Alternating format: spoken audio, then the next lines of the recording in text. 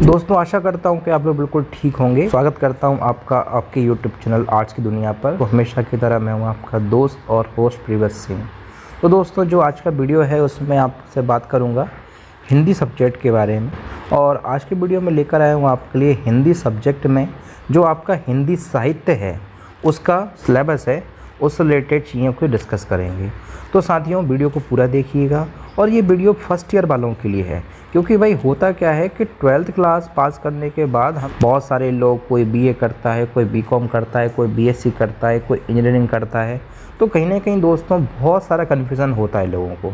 तो इम्पॉर्टेंट चीज़ है कि आप थोड़ा सा समझें चीज़ों को, और इसी बेसिस पर आज का वीडियो है। तो ऐसे लोग जो बीए कोर्स में इनरोल अपने आप को कर चुके हैं, मतलब बीए में एडमिशन ले चुके हैं, और जिनका फर्स्ट ईयर है उनके लिए ये चैनल है, उनके लिए वीडियो है। तो आपको बहुत हेल्प मिलेगी अगर आपने हिंदी सब्जेक्ट लिया हुआ है। हिंदी काव्य आपका सब्जेक्ट है जो कि मेजर सब्जेक्ट कहलाता है, पेपर 1 कहलाता है। तो ये दोस्तों वीडियो आपके लिए है। तो बात करते हैं कि क्या सिलेबस है, कैसे आपके लिए क्या करना है, क्या तैयारी करनी है, वो सारी चीज़ें। तो जैसा कि इसमें पर देख सकते हैं यहाँ पर लिखा हुआ है सैद्धांतिक प्रश्न पत्र के पाठ्यक्रम हेतु प्रारूप, ये चीज़ दी हुई है। प्रथम वर्ष 2021-22 बीए। 21-22 से कन्फ्यूज़ मत होना दोस्तों आप लोग। 21-22 से मतलब कि जो NEP 2020 आया हुआ है उसी के बेसिस पर सिलेबस कोर्सेज में चेंज किया गया है। तो 21-22 से ये हुआ है। अब 22-23 में हैं आप इस सेशन में, तो 22-23 में भी यही सिलेबस आपके लिए रहेगा। बात करते हैं पाठ्यक्रम का शीर्षक हिंदी काव्य प्रश्न पत्र 1 मतलब पेपर 1। तो ये कुछ चीज़ें हैं। अब इसके बाद ये कुछ आपको नहीं पढ़ना है, बहुत ज़्यादा इम्पोर्टेंट नहीं है। डायरेक्ट आ जाते हैं हम लोग के आपको इम्पोर्टेंट क्या है बस वो बता रहा हूँ। तो यहाँ पर देख सकते हैं अधिकतम अंक 25 + 75, न्यूनतम उत्तीर्ण अंक 33, मतलब 33 मार्क्स में आप लोग पास हो जाएंगे और मैक्सिमम मार्क्स आपके हैं 100। अब बात करते हैं कि यूनिट 1 से आपके कौन कौन से क्वेश्चंस आएंगे, यूनिट 2 से कैसे कैसे क्वेश्चंस बन सकते हैं, क्या टॉपिक्स है वो सब देखते हैं। तो सबसे पहले मैं आपको बता देता हूँ इकाई 1, इकाई 2, इकाई 3, इकाई 4, इकाई 5, मतलब टोटल आपका जो हिंदी साहित्य का सिलेबस डिवाइडेड है वो 5 यूनिट्स में है। और 5 यूनिट में से जो फर्स्ट यूनिट है उसके कुछ टॉपिक्स इस तरह से आपको दिए हुए हैं।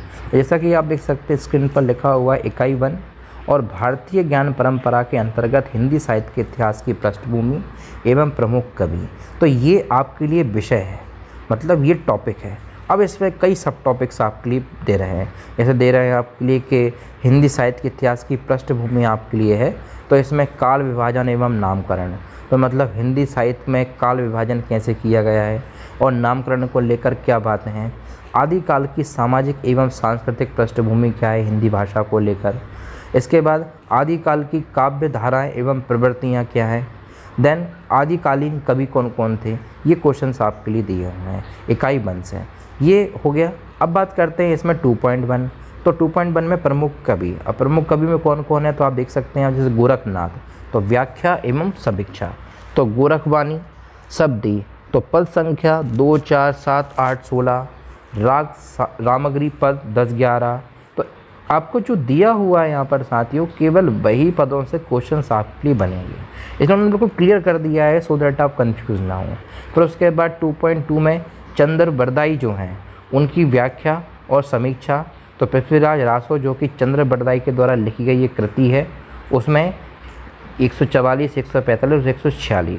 तो दोस्तों ऐसे लोग जो हिंदी साहित्य के हैं जिन्होंने बुक्स परचेस करनी है उनको क्लियर हो जाएगा। और फिर भी क्लियर नहीं होता है भाई तो हमेशा की तरह मैं आपसे एक ही बात बोलता हूँ कि आप कमेंट कर सकते हैं।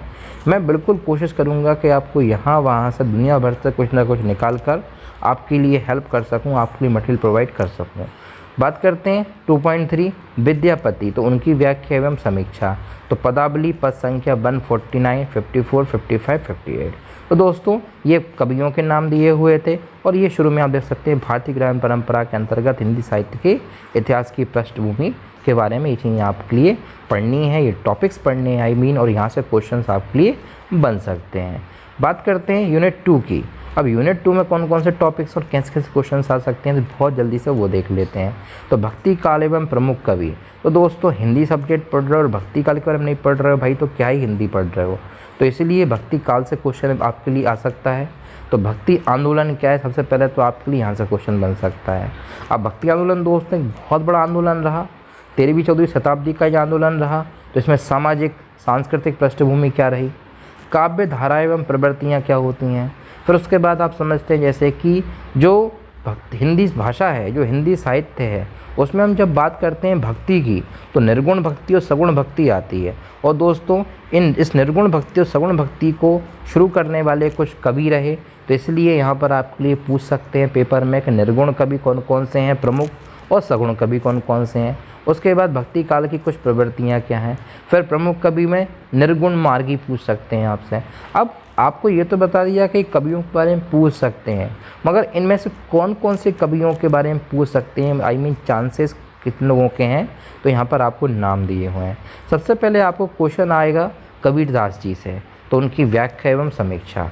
तो आप जैसा कि जानते हैं कि कबीरदास जी जो है उनकी एक बहुत ही फेमस कृति है जिसका नाम है कबीर की साखियाँ। तो साखी से क्वेश्चन आ सकता है, गुरुदेव के अंग क्वेश्चन आ सकता है, जिसमें से 1, 5, 7, 11, 13वें नंबर की साखियों से क्वेश्चन होगा।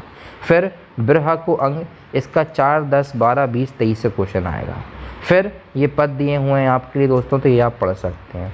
बात करते हैं 2.2 में कौन से कवि का नाम दिया है, तो मलिक मोहम्मद जायसी की व्याख्या एवं समीक्षा आपसे पूछ सकते हैं। तो साथियों मलिक मोहम्मद जायसी ने क्या लिखा हुआ है, मान सरोदक खंड, इसका पद संख्या 1 से 3 में से क्वेश्चन बनेगा। अब बात करते हैं साथियों प्रमुख कवि जो सगुण हैं, तो सगुण में से कौन कौन, सूरदास से क्वेश्चन पूछ सकते हैं आपसे, गोस्वामी तुलसीदास से क्वेश्चन पूछ सकते हैं आपसे, ये क्वेश्चन आपके लिए बन सकते हैं। उन्होंने टॉपिक तक दिया हुआ है कि कहाँ से क्या क्वेश्चन आपके लिए आएगा, जैसे कि अयोध्या कांड से क्वेश्चन आपके लिए बन सकता है गोस्वामी तुलसीदास और सूरदास जी से, पद संख्या 21, 23, 25 और 85 से क्वेश्चन आ सकता है। तो साथियों ये थी यूनिट 2। तो मतलब बहुत ध्यान से सिलेबस देख लो भाई, सिलेबस का आइडिया लग जाएगा ना तो बहुत इजीली सब कुछ कर लोगे। सिलेबस का आइडिया नहीं है तो कंफ्यूज हो जाओ कि कुछ समझ में नहीं आएगा, जो पेपर में नहीं आएगा वो भी पढ़ोगे, पेपर में जो आएगा वो बिल्कुल नहीं पढ़ोगे। तो ऐसा नहीं करना है आपके लिए। बात करते हैं यूनिट 3 की। यूनिट 3 क्या कह रहा है हमसे, रीति काल की पृष्ठभूमि में प्रमुख कवि। तो रीति काल जो है दोस्तों उसकी पृष्ठभूमि थी, प्रमुख कवि कौन कौन से थे, रीति काल की सामाजिक सांस्कृतिक पृष्ठभूमि क्या रही, रीतिकालीन साहित्य के प्रमुख भेद क्या रहे, ये क्वेश्चन आपको रीतिकाल से हो सकते हैं। फिर अब बात करते हैं रीतिकाल के प्रमुख कवि कौन कौन से थे, तो दोस्तों बिहारी और भूषण रीतिकाल के कवि माने जाते हैं। तो इनके दोहा क्रमांक और भूषण के दोहा क्रमांक से ये क्वेश्चन बनेगा आपके लिए। तो बात करते हैं इसके बाद यूनिट 4 की। अब रीतिकाल के बाद आ गए कहाँ पर, आधुनिक काल।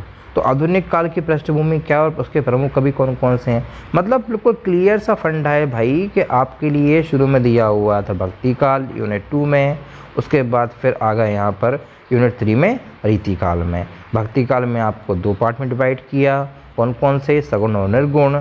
उसके बाद फिर रीतिकाल में आए और अब बात करते हैं रीतिकाल के बाद आधुनिक काल की। तो आधुनिक काल की वही पृष्ठभूमि, सामाजिक सांस्कृतिक पृष्ठभूमि क्या रही, पुनर्जागरण काल क्या है हिंदी भाषा का, हिंदी नवजागरण काल क्या होता है ये आपको पता होना चाहिए। उसके बाद क्वेश्चन कौन कौन से लोगों से पूछ सकते हैं इन कवियों में, जैसे भारतेंदु हरिश्चंद्र जो थे, तो भारतेंदु युगीन साहित्य कौन कौन सी हैं, कौन कौन सी किताबें हैं जो भारतेंदु युगीन मानी जाती हैं, द्विवेदी युगीन साहित्य कौन कौन सी किताबें मानी जाती हैं, छायावाद युग की कौन कौन सी किताबें मानी जाती हैं। फिर प्रमुख कवियों में जैसे मैं आपको ही बता रहा था भारतेंदु हरिश्चंद्र जो हैं, तो उनकी कुछ रचनाओं से क्वेश्चन आप क्लियर सकते हैं। अयोध्या सिंह उपाध्याय जिनको हरि और बोला जाता है, उनसे रचना से क्वेश्चन आ सकते हैं। जयशंकर प्रसाद से क्वेश्चन आ सकते हैं, ये आप ध्यान रखिएगा।